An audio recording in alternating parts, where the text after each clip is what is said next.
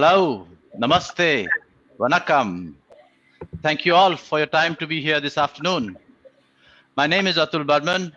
I am the General Manager of Aker Biomarine, responsible for human and animal health in the Indian subcontinent. It's my pleasure to welcome you all to this very useful and relevant webinar. Krill meal as cost-effective key performance driver in shrimp feed. As you all may agree, after a record production of more than 7 lakh metric tons in the year 2019, this year, 2020, has started not on a very strong footing. The first crop has not been the best as per expectation, and we all know why. COVID has been this unprecedented challenge, and that's disrupted the supply chain. And also, we have the lowering of the shrimp prices globally, basically. So all these factors have been affecting us in the last quarter or so. But all hopes now are hinging on the second crop, which has started pretty well. And I guess we can cover some lost ground. Seeding has begun. And more than ever before, you all will agree that it's important to focus on productivity, yield, and cost efficiencies to be able to cover up. In such a situation, it's very useful to get some tips and advice from the experts about the latest and the best ways of being efficient. To share some of the useful knowledge and some new evidences, we have today a very eminent speaker from South America, Dr. Alberto Nunes. Dr. Alberto Nunes actually needs no much introduction because he's very famous and he is a very well-known aquacultural nutritionist. He's a professor at Lebomar Institute of Marine Sciences in Brazil. So without much ado further, it's my pleasure to invite Dr. Alberto Nunes to please share his thoughts. Thanks very much, Atul, for the introduction. Thank you all for being able to participate in this web seminar. I'm speaking to you from the northeastern part of Brazil. Right now is 6:30 in the morning. And as Atul has mentioned, I'm going to be speaking about how to be more cost effective in these difficult times and how Krill meal can assist in achieving this goal. Well, I'm going to first start by showing this slide on your right side. You see that the slide shows the months from January 2019 through June 2020, and we have two lines. The red line shows us the prices for shrimp, 40 counts head-on over this period. And then the red line indicates the prices in India, and the blue line indicates the historical prices in Ecuador. And if we see that's what's happening with shrimp prices, the industry is facing significant drops over the years and over these months. If we compare June 2020 to June 2019, shrimp prices have dropped between 20 to 35%. So that's a very significant reduction. We have to learn how to deal with that. And one of the ways is to be more cost effective. We know that there are two main factors that drive our costs. One is feed prices, and the other one is FCR. The feed itself may account for as much as 50% of all production costs in shrimp farming. So we have to find ways of choosing the right feed, that it's more cost effective, that will provide us with faster growth. At the same time, it will allow us to achieve a higher turnover, shorter growth cycles, and higher annual yields. We know there are other elements that add up to the cost, such as post-larvae labor, energy, products such as probiotics, feed additives, but feed is the main aspect, the main element to focus on. If we take, for example, the salmon industry in Norway, which has always been very effective, and they have been able to implement sophisticated technologies in terms of management. They have improved feed quality, genetics, and since the industry have scaled up their production, they have achieved higher productivities and became more efficient. And it's interesting because salmon farmers have enjoyed very high prices over the years.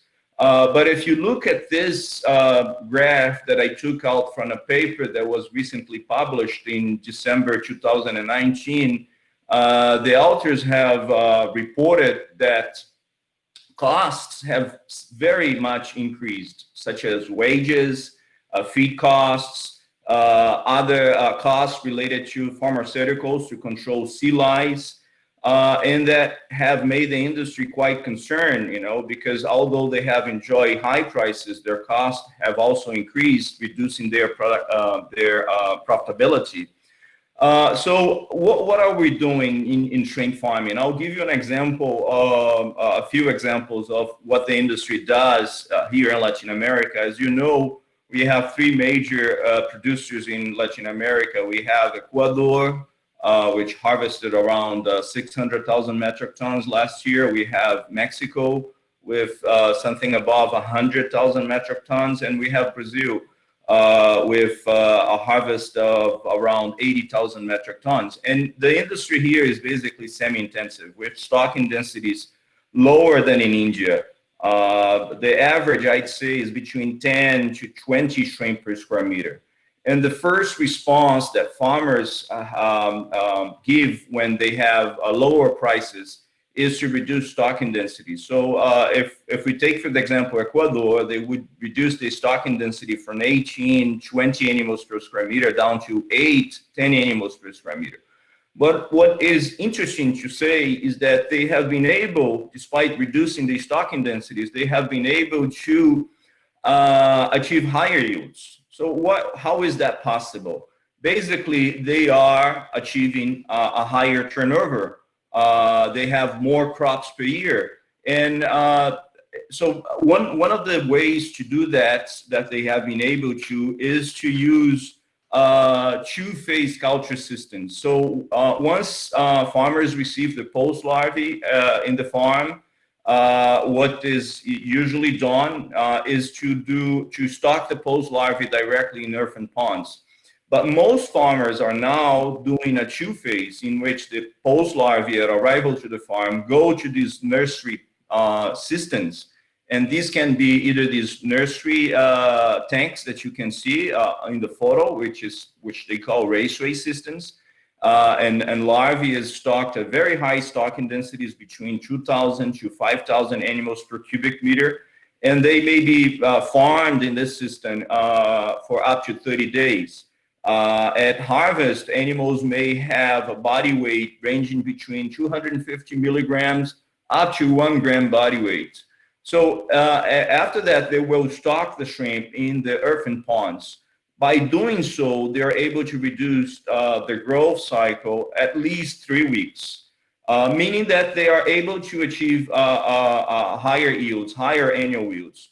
There are even farmers that are doing this system in earthen ponds, small earthen ponds, and they are able to transfer animals with a body weight of as high as 5 grams body weight to earthen ponds. So this is one of the strategies that farmers adopt. Another one that I think it's interesting is the use of mechanical feeders. As you all know, feed is delivered in commercial ponds.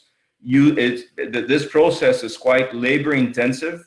So by using mechanical feeders, you're not only reducing your labor costs, but you're also being more effective because when this is done by humans, you can only feed these large ponds up to 3 times a day. Sometimes if you have intensive systems, which is not our case in Latin America, you can feed up to 5, 6 times a day.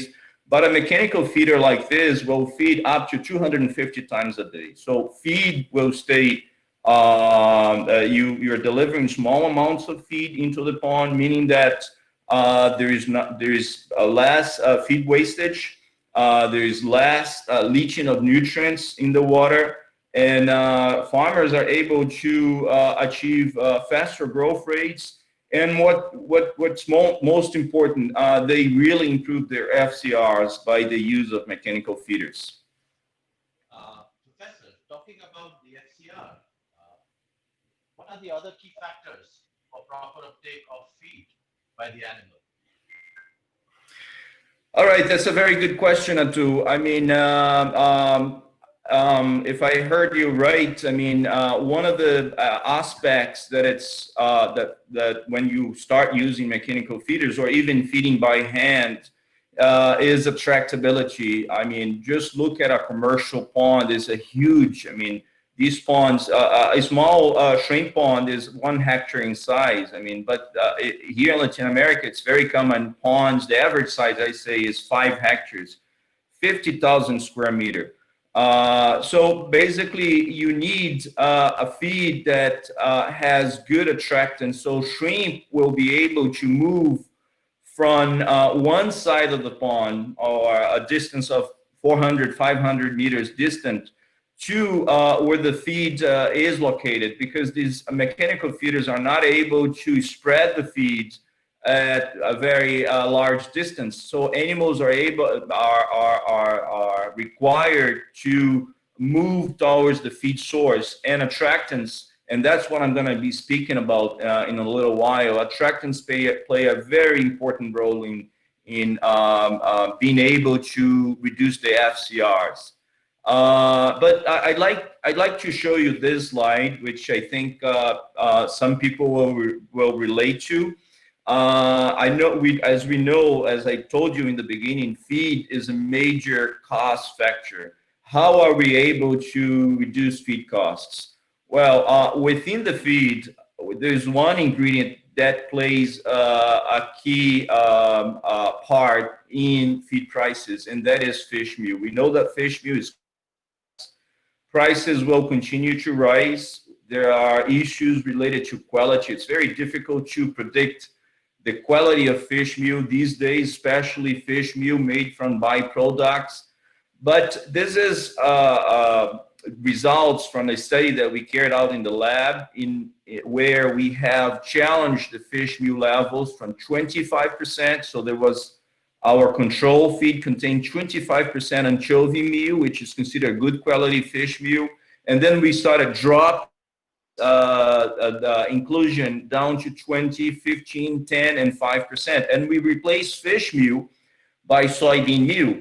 And then you can see that there was a drop in final shrimp body weight from 14.6 grams down to 13 grams. So that's quite significant. There have been numerous studies that showed that we were able to replace fish meal by other protein sources without significant loss in shrimp performance. But in this case, what happened is that we did not give a proper attention to attractants. So you can, if you look at this orange line, which indicates feed intake, with a reduction in shrimp body weight, there was also a reduction in feed intake, meaning that attractability and feed stimulation does have a significant role, especially when we challenge some of the marine ingredients in the formula, such as fish meal. And one thing that formulators are not able to predict when they formulate, they're able to predict amino acid profile, fatty acid profile, protein level in the feed, but they're not able to predict attractability. We have to measure attractability with a live animal in the water in order to make sure that we're using the right attractant. And why is attractability so important for shrimp? Shrimp, they have a very poor vision. They do not detect the feed using their eyes. They have very large eyes, but they are not very good. They're actually, in this photo, you see the animal, underneath the animal, and where they have the mouth parts, and you see these legs. Well, basically, shrimp is covered, especially in this area where they use for ingesting the feed. They're covered with what we call chemosensory structures. And these chemosensor structures, they act like their eyes. They're basically able to detect soluble compounds in the water that comes out from the feeds. So if you have a feed that has poor attractability, shrimp will not be able to detect it and will not get their attention. They may be able to even detect, but they will not initiate feeding and continue feed intake. So it's very important for crustaceans in general that we have the right attractants in the feed. We've done several studies that have shown that attractability is a major aspect. And why is it for the farmer? Why is that so important? Look at this photo. This is a test that is usually done at the feed mill to look at if water stability in the feed is adequate before going to the farm. Well, one thing that we haven't been able to solve yet in shrimp feeds is the leaching of nutrients. As we know, shrimp are very lazy eaters, and the longer the feed stays in the water, the more nutrients we're going to lose. Feed mills, they add binders, natural and synthetic binders, but these binders will only prolong the physical stability of the feed in the water. It will not avoid leaching of nutrients. So you start leaching nutrients such as amino acids. You may lose between 20 to 30% of all the amino acids in the feed within 30 minutes, lose vitamins, proteins, everything that is expensive in the feed starts leaching. And there's also a negative effect in terms of water quality and also in terms of soil quality. So I have here two very interesting videos, underwater videos. On the left side, you can see that shrimp are being fed in a feeding tray. And I'm going to play the video. You can see that shrimp, we have several shrimp in the feeding tray, and the shrimp that are outside, they're trying to find the feed. They're trying to move inside the feeding tray. So this is a typical case with a feed that have very good attractants. Shrimp is just very excited. They know there is food around. And on the other side, on our right side, we have an example of a feed that has poor attractability. We only have two shrimp in the feeding tray. The other ones are not so, let's say, are not so interested. They're looking for other food items, not specifically the feeds. This is very interesting demonstration, Professor. So you mean even if the feed has good nutrients, especially like most of the aquaculture people think, especially the high level of protein, still it may not lead to optimum growth because of attractability and palatability being not there? Is that so? That's right, Tatu. That's a good question. I mean, there's so much focus on when we formulate on the nutrients. All the nutritionists are worried about, meeting the shrimp requirements in terms of protein, amino acids, and so forth. But we have to realize that for this animal, attractants play a key role. Both because if you're able to attract the shrimp as fast as possible to the feed source, there's going to be less leaching of nutrients. So the feed will have a higher nutrient value. And the other aspect that it's relevant is that you will increase feed intake. And there have been not only published by our team, but other studies that have basically demonstrated that. And I have this following slide here that shows studies that were done with chemoattractants since the 1980s. So the chemoattractants are basically marine ingredients. And the best chemoattractants for shrimp are from invertebrate meals. So we have the examples of squid meal, krill, crustaceans, shrimp head meal. So all of these have been reported as very strong feeding attractants.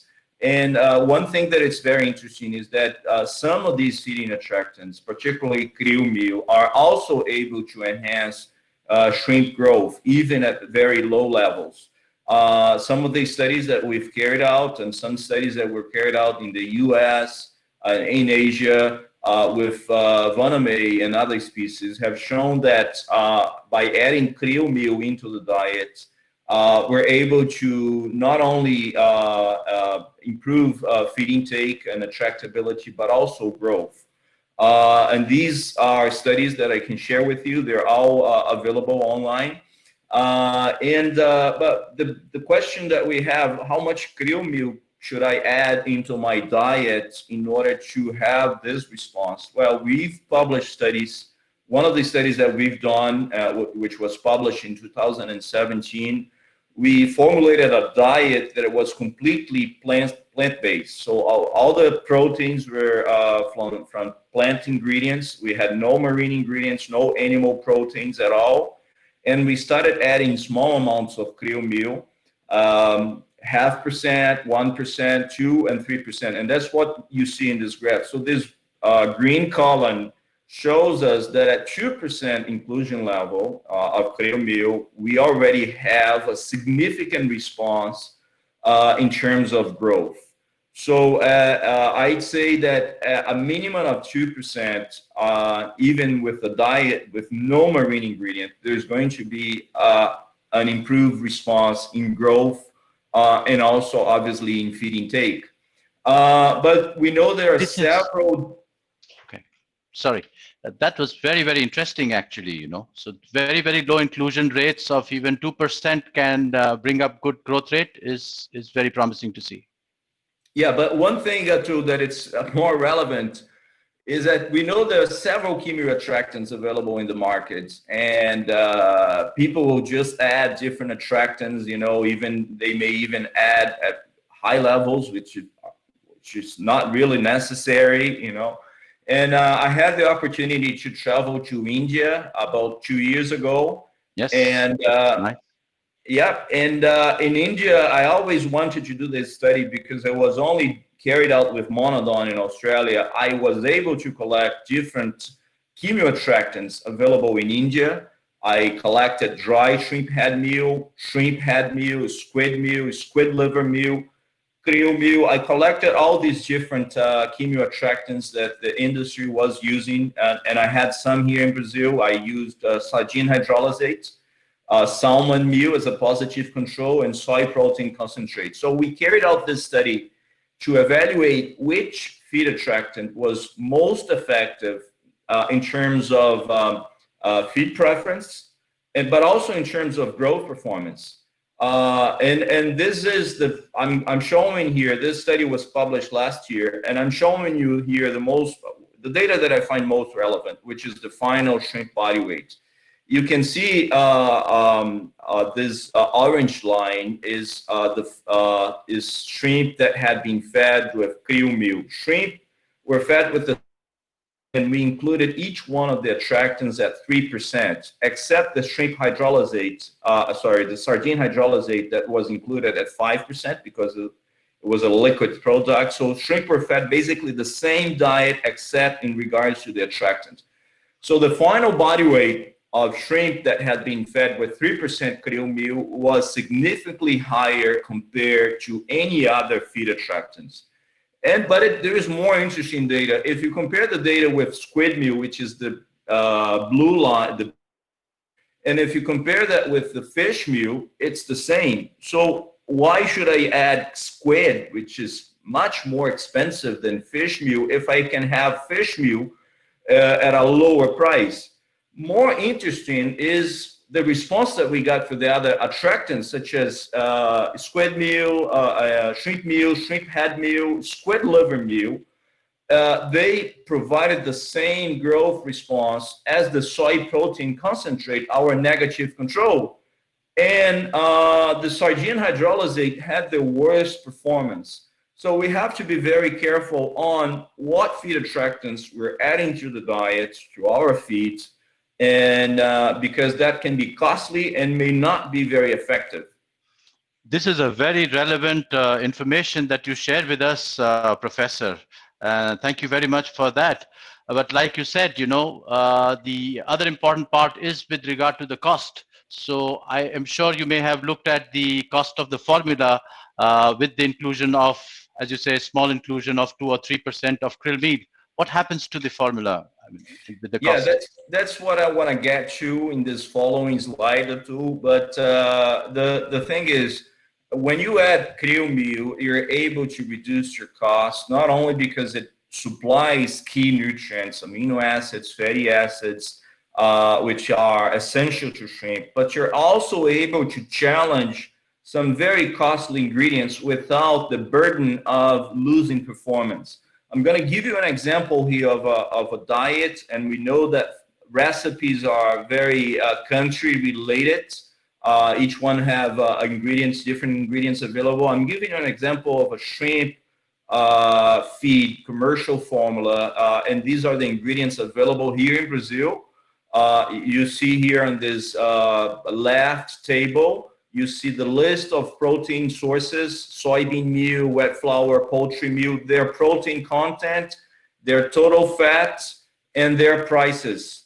And on the right side, we see the additives and their individual prices. So I formulated these different diets. One, on the first column here, you have the prices of each one of the ingredients. And then on the following column, we have the inclusion level of each one. So you can see this first column is a recipe in which I used no krill meal at all, 0% krill meal. There was 7% of fish meal, 7.4% of poultry byproduct meal, and then I challenged the fish meal. I dropped fish meal to 4%. I was able to include higher levels of poultry byproduct meal. I doubled that because it's cheaper than fish meal. And then to make sure that I had the same performance, I included 1% krill meal. And then there was a savings of about 8.2%. And in the last column, I have a diet, a feed, a recipe with 3% krill meal, with only 3% fish meal. Our studies have indicated here that we can challenge fish meal as low as 5 to 6%, and this diet will give the same performance of a diet with 15% fish meal, as long as you address some of the nutritional aspects and attractability. But I'd like to finish my presentation showing this last slide in where we challenged fish meal. We replaced fish meal for krill meal, but not only that, we also reduced some of the key ingredients in the formula that were very costly, such as fish oil. If we include higher levels of krill meal, we're able to challenge fish oil, soy lecithin, even cholesterol, because you have inputs of cholesterol coming from the krill meal. And this study, which was published, was carried out under clear water conditions, no natural food at all, and also under green water conditions. So in the end, we had different levels of krill meal. The basal diet had 18% fish meal, and we went down to 0%. But in the 0% diets with no fish meal at all, we had 11% krill meal. So the diets had 1% krill meal, 5%, and 11%. And basically, besides having a significant reduction in costs of as much as 12%, we also had no difference in final shrimp body weight at harvest time. So basically, people may be asking, so what drives shrimp growth when we add krill meal? Well, I think there are several aspects. I think the freshness of krill meal is a key aspect, so you don't have to worry about its quality. Krill is harvested and is immediately processed on board, so quality is not an issue, and we know that we have these issues with other marine ingredients. Another thing is that krill meal brings a pack of key nutrients to the diet. So you have almost a complete diet in krill. You have several different amino acids. You have fatty acids. You have high levels of EPA and DHA, and we know these are essential long chain fatty acids for the wildlife shrimp. You bring a lot of phospholipids, cholesterol, which is, quite expensive. You also bring cholesterol, minerals, and astaxanthin. So I think, in order for me to finish this presentation, I would just want to deliver this final message in which krill meal brings a pack of key nutrients which allows you to challenge key ingredients in the diet and provides good attractability and feeding responses for shrimp. Thank you very much. Thank you so much, Professor Alberto Nunes. It was an excellent talk and more importantly, quite brief and precise. And yet, I sincerely hope that the participants have found this informative and maybe of use to them as well. So thank you again, Professor Alberto. Before we go on to take some questions from the participants, we actually have many of them. I would like to take this opportunity to make a small announcement, and that is with regard to our strengthening of our local presence here in India. I'm very happy to inform that we now have a local warehouse located in Chennai for the storage of our material. And this, we believe, will be very good, that we come closer to you and are able to service you better by reducing the turnaround time a lot. And this way, you can get the product very easily. The warehouse is operational, and my colleague Ashok, who's the sales director, is very eager to help and support you all with the supplies locally. So that was that. And with that, like I said, we have many questions. We do have the paucity of time since we promised that the session would be for 30 minutes. We are already above that a little bit. But still, what we're going to do is take some of the questions so that, is that okay with you, Professor Alberto? Yeah, that's fine, Atul. Okay, so one of the questions that we have here is that what are the chemicals responsible for chemoattractant property of shrimp? Well, that's a very good question. I mean, in order for us to have good attractability properties, I think there are a few conditions. One of them is that you have to have soluble protein in the ingredients. So the ingredient must be able to release some of its compounds into the water, and that's a key aspect. But another thing I think that distinguish a lot a good from a bad attractant is the amount of low molecular weight compounds. So we know that some of these ingredients, such as krill meal, it contains very high levels of low molecular weight compounds, such as amino acids, nucleotides, and that drives attractability and feed intake. So basically, soluble compounds and low molecular weight compounds is what really drives attractability in crustaceans in general. Thank you. The other question, which is an interesting question, is there a correlation between the protein content of krill meal and its attractant property? No, not at all. There is no relation at all. I mean, we cannot relate the amount of protein with its attractability at all. You know, you can have an ingredient that is very high in protein.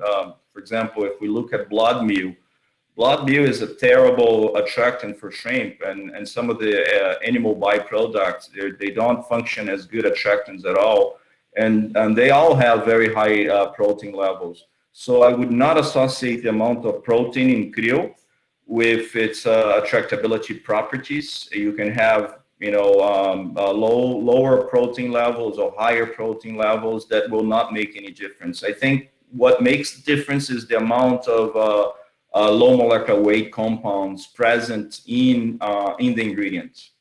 Okay, thank you so much for that. Maybe a last question, And but I must say this, that we promise to answer all the questions. We have many questions here, so we promise to answer all the questions by email. But then one of the last questions that I want to take here is, can we use krill in fish feed like growth promoters? Oh, yes, yeah, you can certainly do that. I mean, there have been a few studies done using krill meal. We have not done any studies here in the lab, but I'm pretty sure the responses will be the same in regards to feed attractiveness and also growth promotion. As a matter of fact, there are some studies with tilapia that has been published, and some studies with marine fish. And obviously, there are several studies done with salmon. So I suggest that you look for these studies, and you'll find that the responses are pretty much the same. Thank you so much. Thank you very much, Dr. Professor Alberto Nunes. And I think with this, we will try to come to the end of this knowledge session. I really hope and sincerely wish that you all found it informative and would be of some use. Thank you again, the participants, for joining in, and wish you all a very good evening. Have a nice one. Thank you very much.